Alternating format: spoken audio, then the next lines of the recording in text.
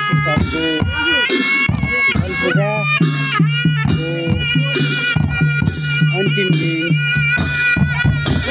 यति बेला यो बल पूजालाई बिदाई गर्ने तर्खरमा हामी झिक्रिएका छौँ। यति बेला रातको 10:30 बजिसकेको छ। अब हामी करिब अन्तिम चरणमा छौँ।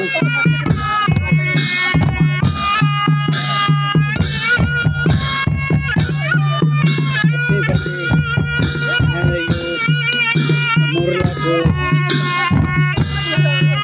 विसर्जन गरिसकेपछि विधिवत रूपमा अन्त्य हुनेछ। पक्कै पनि सबैले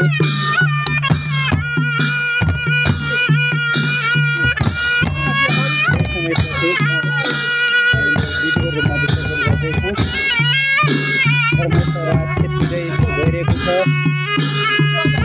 सबै संस्कृति प्रेमी आमा बुवा दाजुभाइ दिदीबहिनीहरू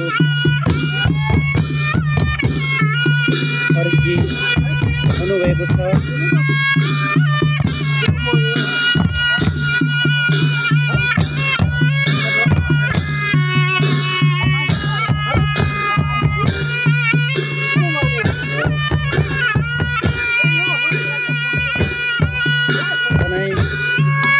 वाद्यवादनतर्फ सधैँ विधामा हुनुहुन्छ हाम्रो निम्बहादुर नेपालीज्यू। हाम्रो यो महत्त्व मात्रै सधैँ बजाउने मात्र पारेकी हुनुहुन्छ।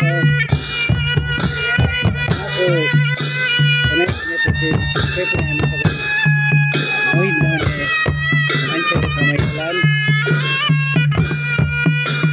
सबैको गुरु